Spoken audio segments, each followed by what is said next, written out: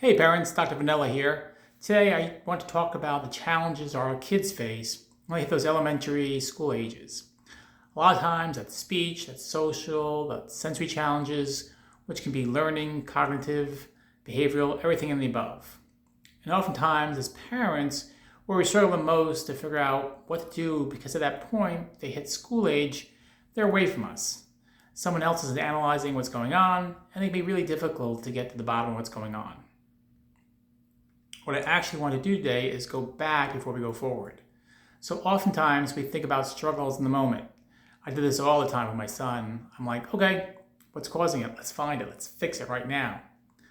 When oftentimes if we look back on development, we can see that things that happen from the birth process on, they can lead us to the struggles with sensory, the struggles with speech, struggles with behavior and transitions and everything else.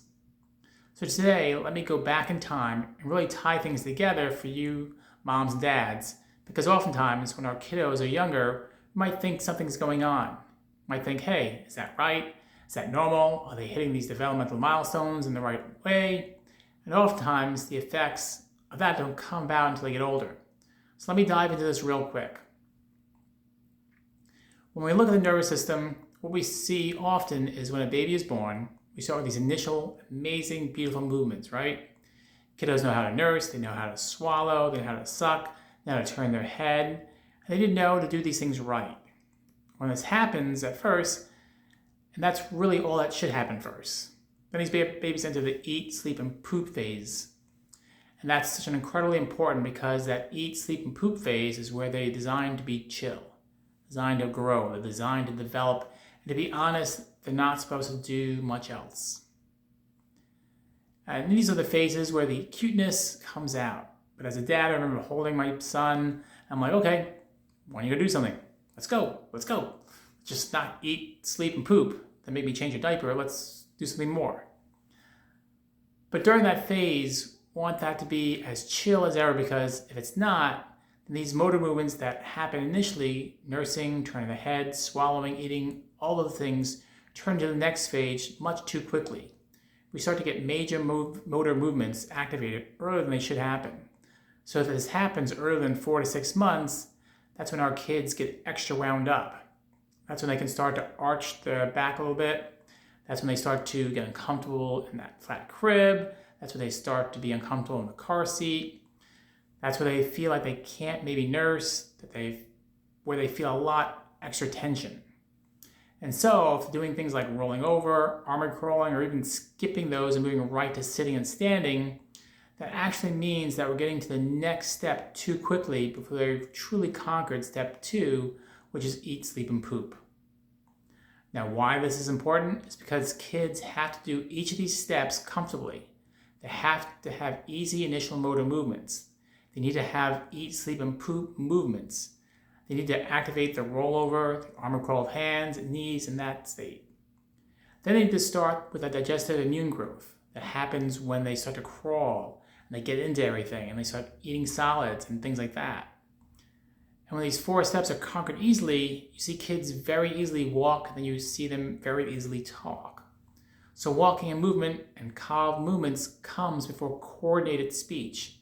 And that what comes after that, it's an amazing thing that happens around 18 months to 2 years, is the body has really conquered all that basic development, deep inner brain stuff. And suddenly it says, okay, I need to be active and calm the sensory system and get used to my environment. I need to master the behavioral system. And a lot of kiddos, that's why kiddos have these terrible 2s, terrible 3s, because they don't quite know how to experience this sensory world until they go through it. Then they have to figure out the social world.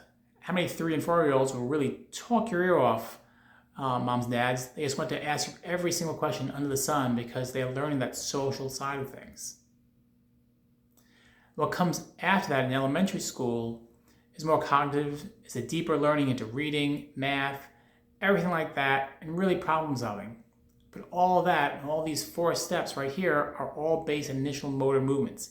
Eating, sleeping, pooping, major movement activities, digestive, immune growth. I know this sounds like a lot to really walk through for every kid, and there's a lot.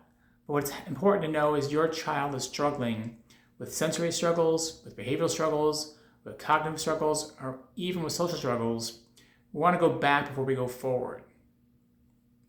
I want to look at these developmental steps to see where they're struggling. If they were more of a colicky baby, if they were a bit more uncoordinated, they had reflux and didn't want to lay on their back, they had trouble eating, sleeping, or pooping at any phase within that, and that's going to tell us they're not going to be able to walk or talk easily, and then they're going to be struggling beyond that point. So if you need help with any of these, we want to help. Comment below, hit us up with a direct message. We'd love to chat about it. That's exactly what we do as pediatric chiropractors. We want to dig into kids' development because that's where we can help them conquer the things and come and do better.